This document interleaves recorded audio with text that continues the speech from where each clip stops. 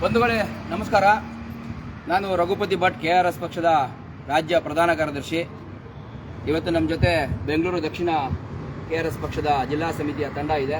ಜಿಲ್ಲಾಧ್ಯಕ್ಷರಾದ Dhananjaya M ಅವರಿದ್ದಾರೆ, ಪ್ರಧಾನ ಕಾರ್ಯದರ್ಶಿಗಳಾದ ಅಶೋಕ್ ಎನ್ ಅವರಿದ್ದಾರೆ, ಪಕ್ಷದ ಯುವ ಮುಖಂಡರಾದ ಸಾಗರ್ ಅವರಿದ್ದಾರೆ, ಪಕ್ಷದ ಸದಸ್ಯರಾದ ಜಬೀವುಲ್ಲಾ ಅವರು, ಹಾಗೂ ಇಲ್ಲಿ ನಮ್ಮ ಜೊತೆ ಇವತ್ತು ಈ ಮುಖ್ಯಮಂತ್ರಿಗಳ 1 ಲಕ್ಷ ಬಹುಮಹಡಿ ಮನೆ ಯೋಜನೆ ಏನಿದೆ ಅದರ ಫಲಾನುಭವಿಗಳು ನಮ್ಮ ಜೊತೆ ಇದ್ದಾರೆ. ಈ ವಿಷಯನ ನಿಮ್ಗೆ ಈಗಾಗಲೇ ಗೊತ್ತಿರಬಹುದು. ನಾವು ಕಳೆದ ಸಲನೂ ಇದ್ರ ಬಗ್ಗೆ ಒಂದು ಲೈವ್ ಮಾಡಿದ್ವಿ. ಇಲ್ಲಿ ಕಾವೇರಿ ಭವನದಲ್ಲಿರುವಂತಹ ರಾಜೀವ್ ಗಾಂಧಿ ವಸತಿ ನಿಗಮದಲ್ಲಿ ನಾವು ಈ ಫಲಾನುಭವಿಗಳ ಸಮಸ್ಯೆಗಳನ್ನು ತಗೊಂಡೋಗಿ ಅವ್ರ ಹತ್ರ ಮಾತಾಡ್ಕೊಂಡು ಬಂದಾಗ ಕೂಡ ಒಂದು ಲೈವ್ ಮಾಡಿದ್ವಿ. ಆ ಸಮಯದಲ್ಲಿ ಮಾಡಿರುವಂತಹ ಲೈವಲ್ಲಿ ಜನರಿಗೆ ಲೋನ್ ತಗೊಳ್ಳೋಕ್ಕೆ ಯಾವ ಥರ ಕಷ್ಟ ಆಗ್ತಾ ಇದೆ, ಆಮೇಲೆ ಬೇರೆ ಬೇರೆ ರೀತಿ ಸ್ವಾಧೀನ ಸಿಗದೇ ಇರುವಂಥದ್ದು, ಕಳಪೆ ಕಾಮಗಾರಿದ್ದು, ಈ ಥರದ್ದೆಲ್ಲ ನಾವು ಸಮಸ್ಯೆಗಳನ್ನು ತಗೊಂಡು ಅಲ್ಲಿ ಹೋಗಿದ್ವಿ. ಆದರೆ ಇವತ್ತು ನಾವು ಇಲ್ಲಿ ರೇರಾ ಕಚೇರಿಗೆ ಬಂದಿದ್ದೀವಿ. ರಿಯಲ್ ಎಸ್ಟೇಟ್ ನಿಯಂತ್ರಣ ಪ್ರಾಧಿಕಾರ ಕರ್ನಾಟಕ ರಿಯಲ್ ಎಸ್ಟೇಟ್ ನಿಯಂತ್ರಣ ಪ್ರಾಧಿಕಾರಕ್ಕೆ ನಾವು ಬಂದಿದ್ದೀವಿ. ಇಲ್ಲಿ ಬಂದಿರುವಂತಹ ಉದ್ದೇಶ, ಈ 1 ಲಕ್ಷ ಬಹುಮಹಡಿ ಯೋಜನೆ ಅಂತ ಏನು ಸರ್ಕಾರದಿಂದ ಕಟ್ಟಡಗಳ ಮೇಲೆ ಕಟ್ಟಡಗಳು ನಿರ್ಮಾಣ ಮಾಡ್ಕೊಂಡು ಹೋಗ್ತಾ ಇದ್ದಾರೆ, ಇವ್ರುಗಳು ಯಾವ ರೀತಿ ಮಾಡ್ತಾ ಇದ್ದಾರೆ ಅಂತ ಅಂದರೆ ರಾಜಕೀಯ ದಾಟ ಆಡ್ತಾ ಇದ್ದಾರೆ. ಬಡವರ ಜೊತೆ ರಾಜಕೀಯ ದಾಟ ಆಡ್ತಾ ಇದ್ದಾರೆ. ಯಾವ ರೀತಿ ರಾಜಕೀಯ ದಾಟ ಆಡ್ತಾ ಇದ್ದಾರೆ ಅಂದರೆ, ಜನ ಈ ಯೋಜನೆ ಅವ್ರಿಗೆ ಕನಸಿನ ಯೋಜನೆ ಆಗೋದು ಬಿಟ್ಬಿಟ್ಟು ನರಳಾಟದ ಯೋಜನೆ ಆಗ್ಬಿಟ್ಟಿದೆ. ಕನಸು ಅಂತ ಅವರ ಅಡ್ವರ್ಟೈಸ್ಮೆಂಟ್ ಅಲ್ಲಿ ನಿಮ್ಮ ಕನಸಿನ ಮನೆ ಅಂತ ಎಲ್ಲ ಕಡೆ ಹಾಕೊಂಡು ಹೋಗ್ತಾ ಇದ್ದಾರೆ. ಆದ್ರೆ ಇಲ್ಲಿ ಬಂದು ನೋಡಿದ್ರೆ ಜನ ನರಳಾಡ್ತಾ ಇದ್ದಾರೆ. ಲಿಟ್ರಲಿ ಅಕ್ಷರಶಃ ನರಳಾಡ್ತಾ ಇದ್ದಾರೆ. ಹೇಗೆ ನರಳಾಡ್ತಾ ಇದ್ದಾರೆ ಅಂದ್ರೆ, ಈ ಯೋಜನೆಯ ಬಗ್ಗೆ ಯೋಜನೆಯನ್ನ ಸ್ಟಾರ್ಟ್ ಮಾಡುವಾಗ, ಈಗ ಯಾವುದೇ ಒಂದು ರಿಯಲ್ ಎಸ್ಟೇಟ್ ಪ್ರಾಜೆಕ್ಟ್ ಸ್ಟಾರ್ಟ್ ಮಾಡುವಾಗ ನಿಮ್ಗೆ ಗೊತ್ತಾಗುತ್ತಲ್ವಾ, ಅಲ್ಲಿ starting from 45 lakhs, starting from 65 lakhs ಅಂತ ಬರೀತಾರಲ್ವಾ, ಅದೇ ರೀತಿ ಇವರು ಕೂಡ 6 ಲಕ್ಷ, 6.5 ಲಕ್ಷ, 7 ಲಕ್ಷ, 1 ಲಕ್ಷ ಬಹುಮಹಡಿ ಯೋಜನೆ, ಮನೆ ಯೋಜನೆ, ಬಡವರಿಗೆ 6.5 ಲಕ್ಷಕ್ಕೆ 7 ಲಕ್ಷಕ್ಕೆ ಮನೆ, ಅದರಲ್ಲಿ ಸಬ್ಸಿಡಿ ಹೋಗ್ಬಿಟ್ಟು 3 ಲಕ್ಷ, ಈ ಥರ ಅಂತೆಲ್ಲ ಹೇಳ್ಬಿಟ್ಟು ಎಲ್ಲರ ಹತ್ರ ಅರ್ಜಿಗಳನ್ನು ಆಹ್ವಾನ ಮಾಡಿಕೊಂಡ್ರು. ಅರ್ಜಿಗಳು ಆಹ್ವಾನ ಮಾಡ್ಕೊಂಡ್ಮೇಲೆ ಇವ್ರದ್ದು ಮನೆ ಕಟ್ಟೋದು, ಇವರ ಭ್ರಷ್ಟಾಚಾರ, ಇವರ ಅವ್ಯವಸ್ಥೆ ಈ ಸರ್ಕಾರದಿಂದಾಗಿ ಎಷ್ಟು ನಡೆದಿದೆ ಅಂದರೆ, ಈ ಮನೆ ಯೋಜನೆ ಮುಂದಕ್ಕೆ ಹೋಗ್ಲಿಲ್ಲ. ಬೇರೆ ಥರದಲ್ಲಿ ಇವರು ಭ್ರಷ್ಟಾಚಾರದಿಂದ ಅಲ್ಲಿ ಕಾಂಟ್ರಾಕ್ಟ್ಗಳು ಯಾರಿದ್ದಾರೆ ಅವ್ರಿಗೆ ದುಡ್ಡು ರಿಲೀಸ್ ಮಾಡಿಲ್ಲ, ಏನೇ ಇಲ್ಲ, ಕಟ್ಟಡಗಳು ಅಲ್ಲಲ್ಲೇ ನಿಂತ್ಕೊಂಡ್ಬಿಟ್ಟು.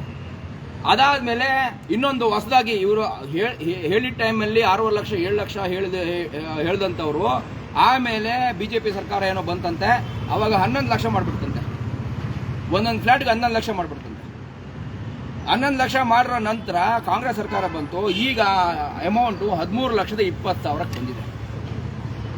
ಇವ್ರಿಗೆ ಸಿಗ್ತಾ ಇರೋ ಮನೆಯ ವಿಸ್ತೀರ್ಣ ಎಷ್ಟು ಗೊತ್ತಾ ಸ್ವಾಮಿ ನಿಮ್ಗೆ? 320 350 ಸ್ಕ್ವೇರ್ ಫೀಟ್. ಅಲ್ಲಿಂದ ಇಲ್ಲಿ ಇಷ್ಟು, ಇದು ಅವರ ಮನೆ ಸೈಜ್. ಈ ಮನೆ ಸೈಜ್ಗೆ ಅದು ಎಲ್ಲೋ ಮೂಲೆಯಲ್ಲಿ ಬೆಂಗಳೂರು ಬಾರ್ಡರ್, ಅದು ಬೆಂಗಳೂರು ಜಿಲ್ಲೆಯ ಬಾರ್ಡ್ರು. ಆ ಕಡೆ ದಾಟಿದ್ರೆ ಬೇರೆ ಗ್ರಾಮಾಂತರ ಬಂದ್ಬಿಡುತ್ತೆ. ಅಂತ ಜಾಗದಲ್ಲಿ 3,771 ಸ್ಕ್ವೇರ್ ಫೀಟ್ ಲೆಕ್ಕಕ್ಕೆ 320 ಸ್ಕ್ವೇರ್ ಫೀಟ್ ಮನೆ 13,20,000 ಸಿಗುತ್ತೆ ಅಂದ್ರೆ ಲೆಕ್ಕ ಹಾಕೊಳ್ಳಿ ನೀವು. 3,771 ರೂಪಾಯಿ ಪರ್ ಸ್ಕ್ವೇರ್ ಫೀಟ್. ಬೆಂಗಳೂರಿನ ಒಳಗಡೆ ಎಷ್ಟೋ ಕಡೆ 3,500 4,000 ಪರ್ ಸ್ಕ್ವೇರ್ ಫೀಟ್ ಸಿಗ್ತಾ ಇದೆ. ಅದು ಕೂಡ ಒಳ್ಳೆ ಕನ್ಸ್ಟ್ರಕ್ಷನ್, ಒಳ್ಳೆ ಫೆಸಿಲಿಟಿ ಇರುವಂತಹ ಮನೆಗಳು. ನಮ್ಮನೆ ಹತ್ರನೇ, ಪರಪ್ಪನಗರ ಕೂಡ್ಲುಗೇಟ್ ಹತ್ರನೇ ನಮ್ಮನೆ ಹತ್ರನೇ ನಡೀತಾ ಇರುವಂತಹ ರೇಟು 5,000 ರೂಪಾಯಿ ಪರ್ ಸ್ಕ್ವೇರ್ ಫೀಟ್ ಫ್ಲಾಟ್ಗೆ. ಒಳ್ಳೆ ಕನ್ಸ್ಟ್ರಕ್ಷನ್ ಮನೆ. ಇದು ನೀವು ನೋಡಿದ್ರೆ ಮನೆಗಳು ಕಳಪೆ ಕಾಮಗಾರಿ ಅಂತ ಕಳಪೆ ಕಾಮಗಾರಿ ಮನೆನ ಅಲ್ಲಿ ಜಮೀನಿನ ರೇಟ್ ನಡೀತಾ ಇರುವಂತದ್ದು ಕೂಡ 1,250 ರೂಪಾಯಿ ಪರ್ ಸ್ಕ್ವೇರ್ ಫೀಟ್ ಜಮೀನ್ ರೇಟ್ ನಡೀತಾ ಇದೆ. ಇವರು ಕಟ್ಟಡ ಮೇಲೆ ಕಟ್ಟಡ ಒಂದಿಷ್ಟು 10 ಫ್ಲೋರ್ 11 ಫ್ಲೋರ್ ಕಟ್ಟಡ ಇರಬೇಕದು. ಅದರಲ್ಲಿ ಪರ್ ಸ್ಕ್ವೇರ್ ಫೀಟ್ 3,771 ರೂಪಾಯಿ ಪರ್ ಸ್ಕ್ವೇರ್ ಫೀಟ್ಗೆ ಮಾಡ್ತಾ ಇದ್ದಾರೆ. ಬಡವರು ಅಂತ ಹೇಳ್ಬಿಟ್ಟು ಮಾಡ್ತಾ ಇದ್ದಾರೆ. ಅದ್ರ ಮೇಲೆ ಇವ್ರಿಗೆ ತಗೊಳ್ಬೇಕಾಗಿರೋ ಲೋನು 13,20,000ದಲ್ಲಿ ಒಂದು 2,70,000 ಸಬ್ಸಿಡಿ ಹೋಗ್ಬಿಟ್ಟು ಇವ್ರು ಲೋನ್ಗೆ ಅಪ್ಲೈ ಮಾಡಬೇಕಾಗಿರೋದು 10.5 ಲಕ್ಷ ಲೋನ್ಗೆ ಅಪ್ಲೈ ಮಾಡಬೇಕು. 10.5 ಲಕ್ಷ ಲೋನ್ ಸಿಕ್ಕಿದ್ರು ಇವರಿಗೆ ಆ ಲೋನ್ EMI ಎಷ್ಟು ಬರುತ್ತೆ ಅಂದ್ರೆ 13,000 ರಿಂದ 14,000 ರೂಪಾಯಿ EMI ಬರುತ್ತೆ. ಈ 13,000 ರಿಂದ 14,000 ರೂಪಾಯಿ EMI ಬಡವರಿಗೆ ಅಂತ ಹೇಳ್ಕೊಂಡು 13,000 ರಿಂದ 14,000 ರೂಪಾಯಿ EMI ಅಂತ ನೀವು ಮಾಡ್ಕೊಂಡ್ರೆ BPL ಕಾರ್ಡ್ ಹೋಲ್ಡರ್ಸ್ಗೆ ಇನ್ಕಮ್ ಇರೋದೇ ಪರ್ ಮಂತ್ 10,000 ರೂಪಾಯಿ. ಇನ್ನು ಇವರು ಬೇರೆ ಕಡೆ ಸಾಲ ತಗೊಂಡು ಬಂದು ಈ EMI ಇನ್ನೊಂದು ಲೋನ್ನ ಕಟ್ಟಬೇಕು. ಬೇರೆ ಕಡೆ ಸಾಲ ತಗೊಂಡು ಇಲ್ಲಿ ಸಿಗೋದೇ 13-14%ಗೆ ರೇಟು, ಇಂಟ್ರೆಸ್ಟ್ ರೇಟು. ಬೇರೆ ಕಡೆ ಯಾವನೋ ಸೇಟುನೋ ಇನ್ನೊಬ್ಬರ ಹತ್ರ ಹೋಗ್ಬಿಟ್ಟು ಏನೋ ಹೇಳ್ತಾರಲ್ಲ, ಇಷ್ಟು ಪೈಸೆ ಲೆಕ್ಕದಲ್ಲಿ ತಿಂಗಳಿಗೆ ಇಷ್ಟು ಪೈಸೆ ಅಂತ ಇರುತ್ತಲ್ಲ, ಅಲ್ಲಿಂದ ತಗೊಂಡ್ಬಂದು ಇಲ್ಲಿ ಲೋನ್ ಕಟ್ಟುವಂತ ಪರಿಸ್ಥಿತಿ ನಿರ್ಮಾಣ ಆಗಿದೆ. ಈ ವಿಷಯ ಇವತ್ತು ನಾವಿಲ್ಲಿ ರೇರಾಗೆ ಕಂಪ್ಲೇಂಟ್ ಮಾಡೋದಕ್ಕೆ ನಾವು ಬಂದಿದ್ವಿ. ಇಲ್ಲಿ ಬಂದಾಗ ನಮಗೊಂದು ದೊಡ್ಡ ಮಾಹಿತಿ ಗೊತ್ತಾಗ್ಬಿಡುತ್ತೆ. ದೊಡ್ಡ ಸರ್ಕಾರ ಯಾವ ರೀತಿ ಕಾನೂನು ವಿರುದ್ಧವಾಗಿ ಸರ್ಕಾರ ನಡ್ಕೋತಾ ಇದೆ ಅಂತ ನಮಗೆ ಇಲ್ಲಿ ಬಂದ ಮೇಲೆ ಗೊತ್ತಾಯ್ತು. ಇದನ್ನು ದಯವಿಟ್ಟು ಎಲ್ಲರೂ ಗಮನ ಇಟ್ಕೊಂಡು ಕೇಳಿಸ್ಕೊಳ್ಳಿ. ಈಗಿರುವಂತಹ ರೇರಾ ಕಾನೂನು ಪ್ರಕಾರ ರಿಯಲ್ ಎಸ್ಟೇಟ್ ಪ್ರಾಜೆಕ್ಟ್ಗಳು ಈಗೇನು ನಡೀತಾ ಇದಾವೆ, ಮತ್ತೆ ಸರ್ಕಾರದಿಂದ ಪ್ರೈವೇಟ್ ಆಗಿ ನಡೀತಾ ಇರುವಂತದ್ದು, ಸರ್ಕಾರದಿಂದ ನಡೀತಾ ಇರುವಂತದ್ದು, ಎರಡೂ ಪ್ರಾಜೆಕ್ಟ್ಗಳು ರೇರಾದಲ್ಲಿ ರಿಜಿಸ್ಟರ್ ಆಗ್ಬೇಕು. ಫಸ್ಟ್ಗೆ ರೇರಾದಲ್ಲಿ ರಿಜಿಸ್ಟರ್ ಆದ್ಮೇಲೆ ಅವರು ಬೇರೆಯವರಿಗೆ ಅದನ್ನ ಅಪ್ರೂವಲ್ ಎಲ್ಲ ಆದ್ಮೇಲೆ ಅವರು ಅದನ್ನ ಮಾರಬೇಕಾಗಿರುವಂಥದ್ದು. ಇಲ್ಲಿ ಬಂದು ನಮಗೆ ನೋಡಿದಾಗ ರಾಜೀವ್ ಗಾಂಧಿ ನಿಗಮದವರು, ಸರ್ಕಾರದವರು ಯಾವುದೇ ಫ್ಲಾಟ್ ಈ ಕಟ್ಟಡಗಳನ್ನ ರೇರಾದಲ್ಲಿ ರಿಜಿಸ್ಟ್ರೇ ಮಾಡ್ಕೊಂಡಿಲ್ಲ. ರೇರಾದಲ್ಲಿ ರಿಜಿಸ್ಟ್ರೇ ಮಾಡ್ಕೊಂಡಿಲ್ಲ ಅಂದ್ರೆ ಇವರ ಕಾನೂನು ಹೆಂಗ್ ಅಪ್ಲೈ ಆಗುತ್ತೆ? ರೇರಾದ ಕಾನೂನು ಪ್ರಕಾರ ಪ್ರತಿಯೊಂದು ಸರ್ಕಾರದ ಪ್ರಾಜೆಕ್ಟ್ ಕೂಡ ರಿಜಿಸ್ಟರ್ ಆಗಲೇಬೇಕು ಅಂತ ಇದೆ. ಸರ್ಕಾರನೇ ಅವ್ರು ಮಾಡಿರೋ ಕಾನೂನೇ ಅವರೇ ಪಾಲಿಸ್ತಾ ಇಲ್ಲ. ಅದ್ರ ಮೇಲೆ ಬಡವರಿಗೆ ಮಾತ್ರ 7 ಲಕ್ಷ ಇದ್ದಂತ ಮನೆನ ಅವ್ರಿಗೆ ಬೇಕಾಬಿಟ್ಟು 13,20,000 ರೂಪಾಯಿಗೆ ಮಾರ್ತಾ ಇದ್ದಾರೆ. ಅದು 3,771 ಪರ್ ಸ್ಕ್ವೇರ್ ಫೀಟ್ಗೆ. ಅದು ಕಳಪೆ ಕಾಮಗಾರಿಯ ಬಿಲ್ಡಿಂಗ್. ಏನು ಸ್ವಾಮಿ ಮಾಡ್ತಾ ಇದ್ದೀರಾ? ಬಡವ್ರನ್ನ ಇನ್ನೂ ಬಡವ್ರು ಮಾಡಿಬಿಟ್ಟು ಅವ್ರನ್ನ ನೆಲ ಕಚ್ಚಬೇಕು ಅಂತನಾ, ಸಮಾಧಿ ಮಾಡಬೇಕು ಅಂತನಾ ನಿಮ್ಮ ಉದ್ದೇಶ ಇರುವಂತದ್ದು? ಅವರು ಸಾಲ ಮಾಡ್ಕೊಂಡು EMI ಕಟ್ಟಬೇಕಾ? ಏನ್ ಸ್ವಾಮಿ ನಿಮ್ದು ವಿಡಿಯೋಗಳು ನೋಡಿದ್ರೆ, ನಮ್ಮ ವಸತಿ ಸಚಿವರದ್ದು ವಿಡಿಯೋಗಳು ನೋಡಿದ್ರೆ 42,000 ರಿಜಿಸ್ಟ್ರೇಷನ್ಗಳು ಬಂದಿದಾವೆ. ನಾವು ಎಲ್ರಿಗೂ ಇಷ್ಟು ಲಕ್ಷ 7 ಲಕ್ಷ ಇದ್ದಿದ್ದು ಮನೆ 7 ಲಕ್ಷ ಇದ್ರೆ ಅದ್ರ 3 ಲಕ್ಷ ಸಬ್ಸಿಡಿ ಕೊಡ್ತೀವಿ, 4 ಲಕ್ಷಕ್ಕೆ ಬರುತ್ತೆ, ಜನ ಕಟ್ಕೊಳ್ತಾರೆ, ಬಡವರಿಗೆ ನಾವು ಬೇಕಾಗಿ ಮಾಡಿದೀವಿ, BJP ಸರ್ಕಾರದವ್ರು ಮಾಡಿಲ್ಲ ಅಂತ ಹೇಳ್ತಾರೆ.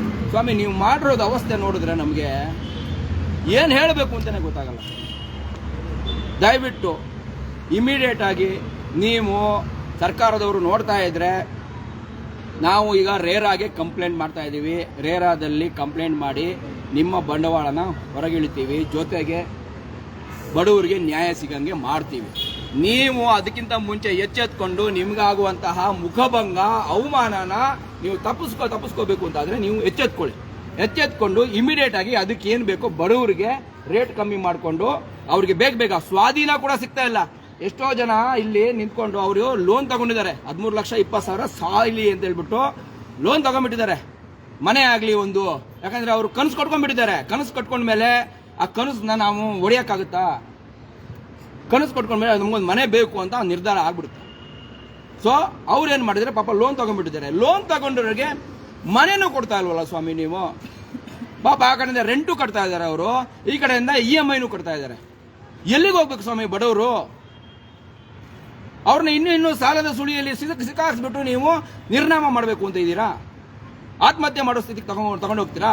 ಎಷ್ಟು ದಿನ ಅಂತ ಕಟ್ತಾರೆ, ಎಷ್ಟು ತಿಂಗಳು ಅಂತ ಕಟ್ತಾರೆ ಅವರು EMIನ, ರೆಂಟ್ನ EMIನ? ಯಾಕೆ ಸ್ವಾಮಿ, ಏನ್ ನಿಮ್ದು ಅವಸ್ಥೆ? ದಯವಿಟ್ಟು ಎಚ್ಚೆತ್ಕೊಳ್ಳಿ. KRS ಪಕ್ಷ ಈ ವಿಚಾರನ ತುಂಬಾ ದೊಡ್ಡ ಮಟ್ಟದಲ್ಲಿ ತಗೊಳುತ್ತೆ. ಬಡವರಿಗೆ ಆಗ್ತಾ ಇರುವಂತ ಅನ್ಯಾಯದ ವಿರುದ್ಧ, ಬಡವರ ಪರವಾಗಿ ನಾವು ಕೆಲಸ ಮಾಡ್ತಾ ಇರುವಂತವ್ರು. ಈ ವಿಚಾರದಲ್ಲೂ ನಾವು ಈ ಇಶ್ಯೂನ ದೊಡ್ಡ ಮಟ್ಟದಲ್ಲಿ ತಗೊಂಡೋಗಿ ನೀವುಗಳು ಇದಕ್ಕೆ ಬಡವರ ಮುಂದೆ ಬಗ್ಗಬೇಕು. ನೀವು ಅವ್ರಿಗೆ ನ್ಯಾಯ ಕೊಡಿಸ್ಬೇಕು. ಅಲ್ಲಿವರೆಗೂ ನಾವು ಹೋರಾಟ ನಿಲ್ಲಿಸಲ್ಲ. ಈ ಹೋರಾಟ ನಿರಂತರವಾಗಿ ಮುಂದುವರಿಯುತ್ತೆ. ಈ ಒಂದೇ ಲೈವ್ ನೋಡ್ಬಿಟ್ಟು ನೀವು ಎಚ್ಚೆತ್ಕೊಂಡ್ರೆ ಬಚಾವ್ ಆಗ್ತೀರಾ. ಇಲ್ಲ ಅಂದ್ರೆ ನಿಮ್ಮ ಗ್ಯಾರಂಟಿಗಳು ಯಾವ ಲೆಕ್ಕಕ್ಕೂ ಬರಲ್ಲ. ಬಡವ್ರಿಗೆ ಆಗ್ತಾರೆ ಮೋಸನ. ಬಡವರು ನಿಮ್ಗೆ ಇಲೆಕ್ಷನ್ ಅಲ್ಲೂ ಕೂಡ ನಿಮ್ಗೆ ಪಾಠ ಕಲಿಸ್ತಾರೆ, ಜನನೂ ಪಾಠ ಕಲಿಸ್ತಾರೆ. ಎಷ್ಟು ದೊಡ್ಡ ಮಟ್ಟದ ಭ್ರಷ್ಟಾಚಾರ ಮಾಡಿದ್ರು ಗೊತ್ತಿಲ್ಲ. ಆದರೆ ಅದನ್ನು ಸರಿ ಮಾಡುವಂಥ ಒಂದು ಅವಕಾಶ ನಿಮಗಿದೆ. ಬಡವರಿಗೆ ನ್ಯಾಯ ಒದಗಿಸಿ, ಅವ್ರಿಗೆ ಏನು ನೀವು ಮೊದಲು ಪ್ರಾಮಿಸ್ ಮಾಡಿದ್ರಿ ಆ 7 ಲಕ್ಷ 8 ಲಕ್ಷ ಅಂತ ಹೇಳ್ಬಿಟ್ಟು ಆ ರೇಟಲ್ಲಿ ಅವ್ರಿಗೆ ನೀವು ಮನೆ ಕೊಡಿಸಿದ್ರೆ ನೀವು ಬಚಾವ್ ಆಗ್ತೀರಾ, ಇಲ್ಲ ಅಂದ್ರೆ ನೀವು ನಿರ್ನಾಮ ಆಗೋಗ್ತೀರಾ. ನಾನು ಈ ಮೂಲಕ ಹೇಳ್ತಾ ಕರ್ನಾಟಕ ರಾಷ್ಟ್ರ ಸಮಿತಿ ಪಕ್ಷಕ್ಕೆ, KRS ಪಕ್ಷಕ್ಕೆ, ರವಿಕೃಷ್ಣ ರೆಡ್ಡಿ ಅವರಿಗೆ, KRS ಪಕ್ಷದ ವೀರ ಸೈನಿಕರಿಗೆ